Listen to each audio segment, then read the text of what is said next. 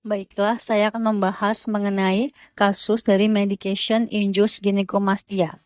Nah, di sini yaitu 62-year-old man, yaitu laki-laki usia 62 tahun, chief complaint yaitu decreased libido and failure to achieve satisfactory erection, yaitu keluhan utama penurunan libido dan juga sulit mencapai ereksi yang memuaskan.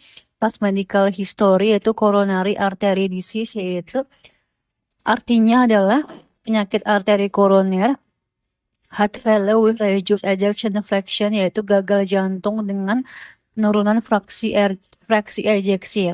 Recent medical change yaitu started spironolactone several months ago, mulai menggunakan spironolactone beberapa bulan yang lalu.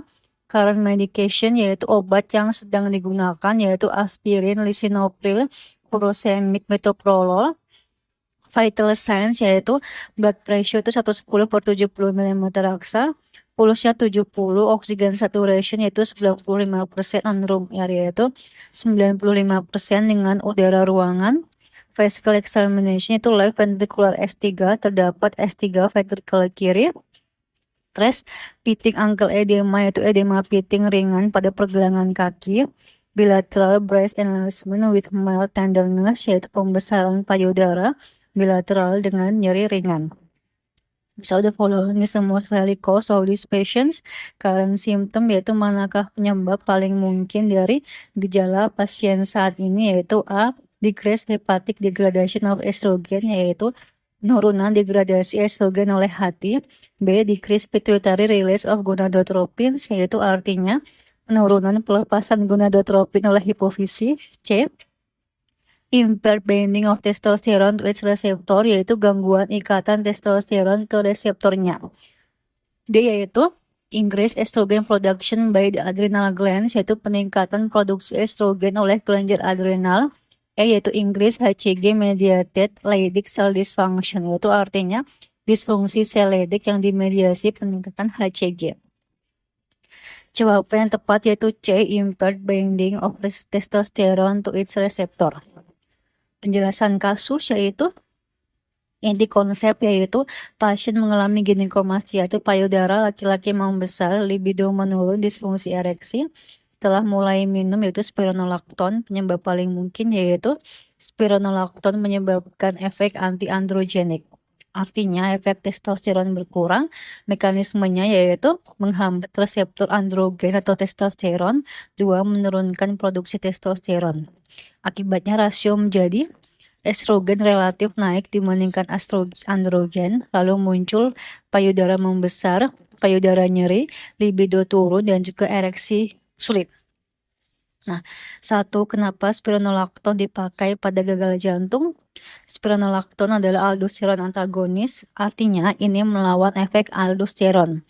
Pada gagal jantung, aldosteron menyebabkan retensi natrium, retensi air, edema, remodeling jantung yang buruk. Spironolactone membantu dengan cara mengurangi retensi garam dan juga air, mengurangi beban jantung, menghambat remodeling jantung akibat aldosteron. Jadi obat ini memang berguna pada heart failure with reduced ejection fraction atau HFrEF.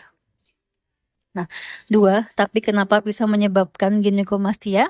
Karena spironolactone tidak hanya bekerja di reseptor aldosteron, ini ia juga punya efek samping hormonal yaitu anti-androgenik effect, artinya testosteron lebih sedikit diproduksi, testosteron lebih sulit menempel ke reseptornya, efek androgen turun. Kalau androgen turun, estrogen menjadi relatif lebih dominan, hasilnya yaitu gynecomastia. Kemudian juga 3. Hubungan gejala pasien, yaitu pasien ini laki-laki usia 62 tahun baru mulai spironolactone beberapa bulan lalu, libido menurun, ereksi tidak memuaskan, payudara membesar bilateral dan juga nyeri ringan. Ini sangat khas yaitu spironolactone induced gynecomastia plus hypogonadal symptoms. Maka jawaban terbaik yaitu C, impaired binding of testosterone to its receptor, yaitu gangguan ikatan testosteron ke reseptornya.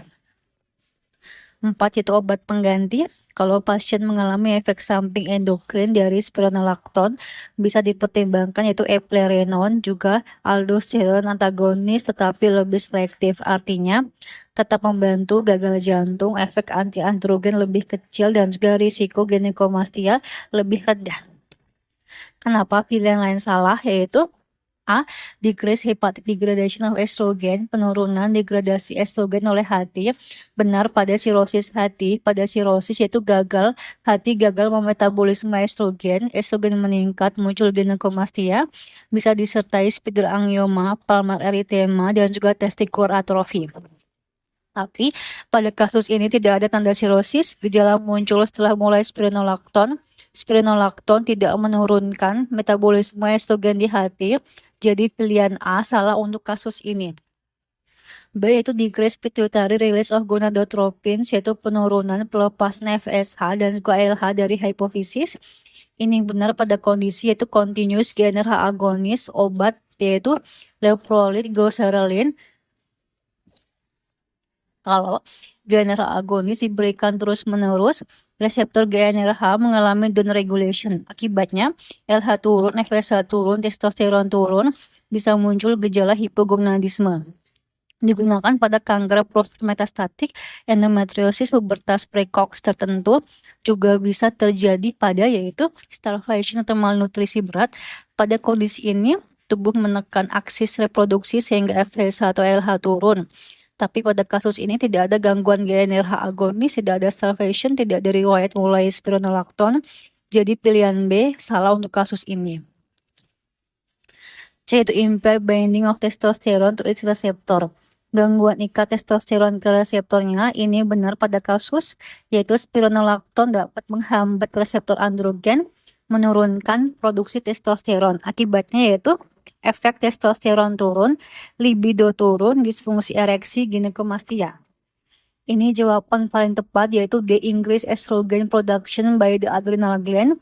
Peningkatan produksi estrogen oleh kelenjar adrenal ini benar pada kondisi yaitu tumor adrenal penghasil hormon seks, yaitu tumor adrenal bisa menyebabkan estrogen berlebihan, androgen berlebihan, atau keduanya. Kalau menghasilkan estrogen tinggi pada laki-laki bisa terjadi ginekomastia, libido turun, gejala feminisasi. Tapi pada kasus ini, spironolakton tidak meningkatkan produksi estrogen adrenal secara signifikan. Gejala muncul setelah terapi spironolakton, tidak ada tanda tumor adrenal. Jadi pilihan paling tepat adalah D. Yaitu increase HCG mediated Leydig cell dysfunction, yaitu disfungsi sel Leydig akibat peningkatan HCG. Ini benar pada kondisi testicular germ cell tumor, yaitu beberapa tumor testis dapat menghasilkan HCG. HCG dapat menyebabkan yaitu gangguan produksi testosteron oleh sel Leydig, peningkatan aromatase, konversi androgen menjadi estrogen meningkat, rasio estrogen per androgen meningkat, ginekomastia. Biasanya bisa pada masa testis, rasa berat di skrotum, nyeri atau tidak nyaman pada testis, HCG meningkat. Tapi pada kasus ini yaitu tidak ada masa testis, gejala temporal setelah spironolakton, keluhan sesuai efek samping obat. Jadi jawabannya E yaitu sesuai untuk kasus ini. Tabel ringkas yaitu A. Estrogen tidak dimetabolisme oleh hati pada kondisi sirosis hati. B itu LH atau FSH turun dari hipofisis, yaitu benar pada kondisi continuous GnRH agonis dan juga starvation. C. Testosteron tidak bisa bekerja di reseptor itu spironolakton, flutamide, cimetidin. D. Estrogen adrenal meningkat, yaitu tumor adrenal penghasil estrogen. E. HCG tumor testis mengganggu Leydig plus peningkatkan estrogen. Benar pada kondisi testicular germ cell tumor. Nah, cara hafalnya adalah ginekomastia sama dengan estrogen menang atas testosteron. Penyebabnya bisa estrogen naik pada sirosis, tumor adrenal, tumor testis penghasil HCG. 2. Testosteron turun, yaitu GnRH agonis continuous, starvation, ketoconazole, spironolakton.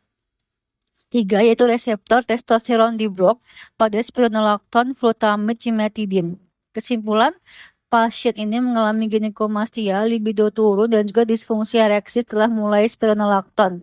Spironolakton menyebabkan efek anti-androgenik dengan cara menghambat testosteron reseptor plus menurunkan produksi testosteron.